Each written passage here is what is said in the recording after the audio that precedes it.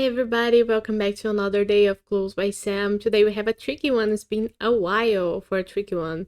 I usually feel like the tricky ones are the ones that we have less of or fewer of, but it's probably just me and my perception doesn't really reflect reality. But if you don't know what Clues by Sam is, it is a daily logic puzzle game, so we play this every day here on the channel, and in it there are 20 people. We gotta figure out which of them are innocents and which of them are criminals, and they give you clues to help you with that. There's no guessing involved, and if you want to play, the link is in the description, and if you want to follow along, I'm going to start mine right now and explain my logic as I go. So let's start.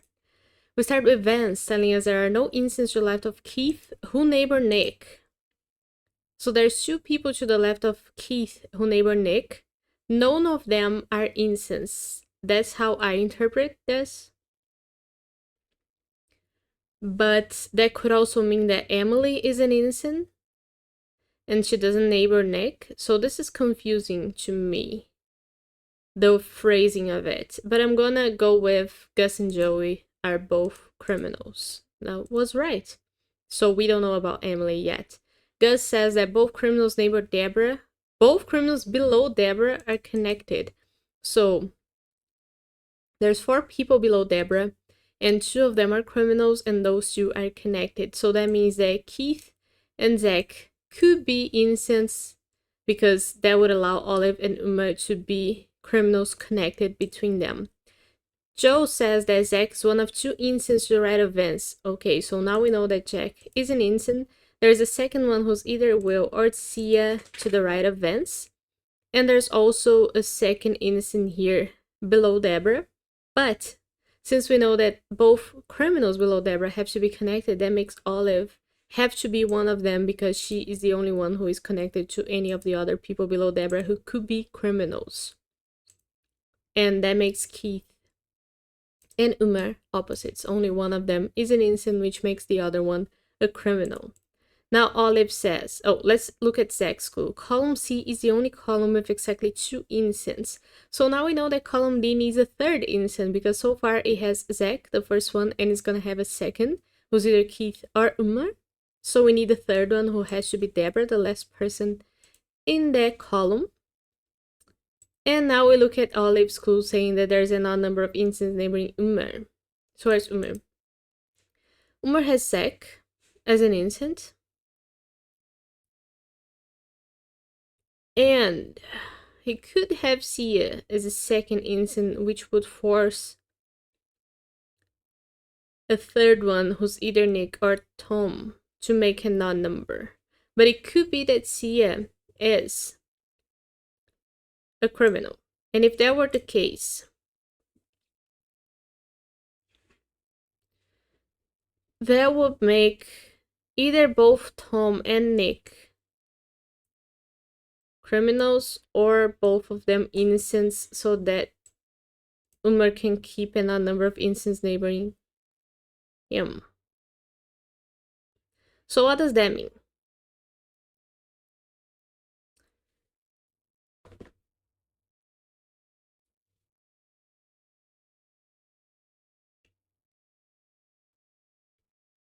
Sorry.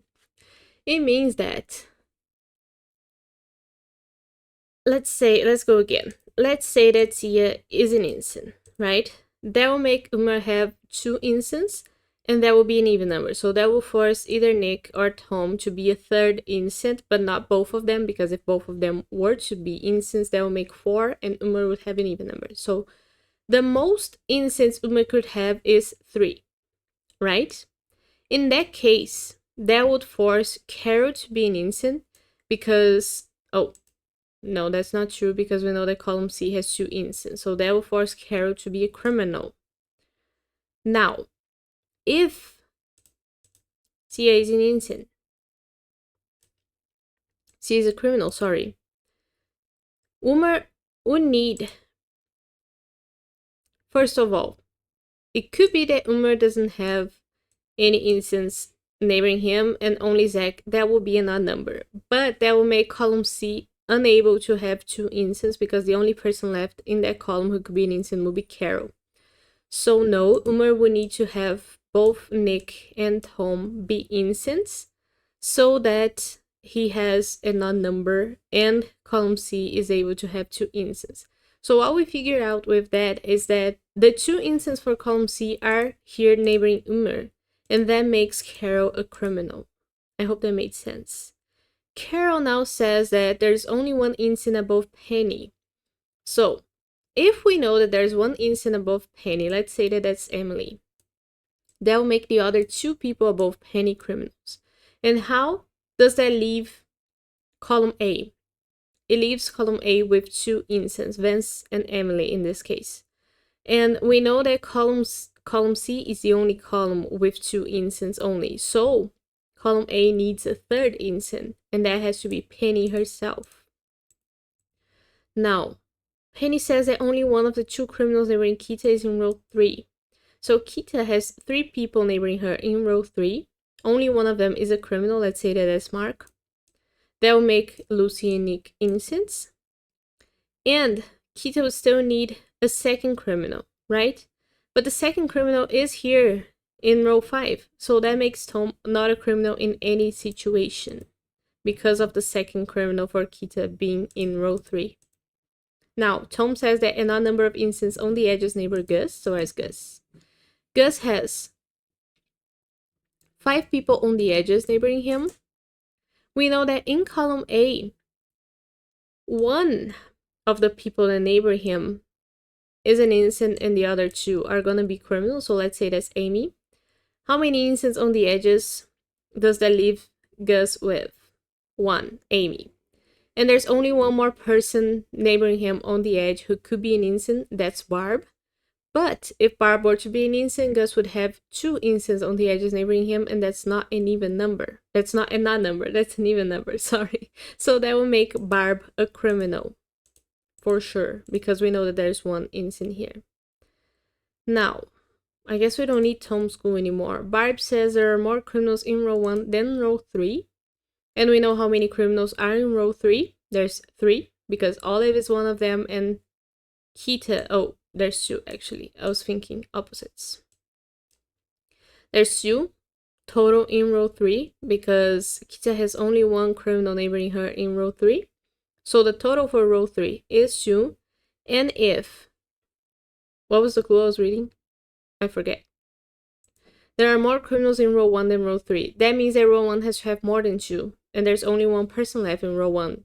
Amy. So Amy has to be the 3rd criminal to make more criminals in row 1. And now we don't need Barb's clue.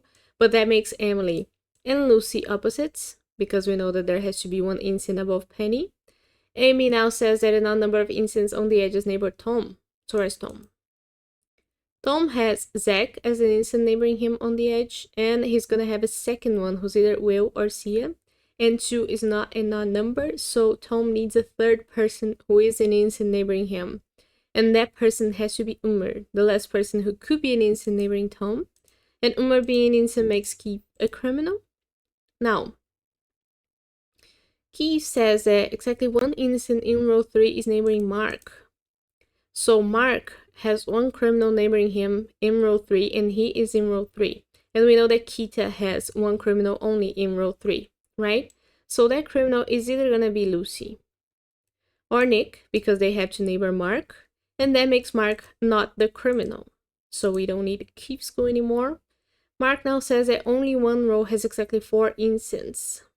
Well, it for sure is not row 1, 2, or 5. And it is in row 3 because we know there's 1 criminal here and there's gonna be a 2nd one here. So, row 4 has to have 4 instances. Kita is an instant then. And now we know that column B couldn't have 2 instances only because column C is the only column with 2 instances. So column B needs a 3rd instant now. And that has to be Will, the last person in that column. That makes Sia a criminal because of Will.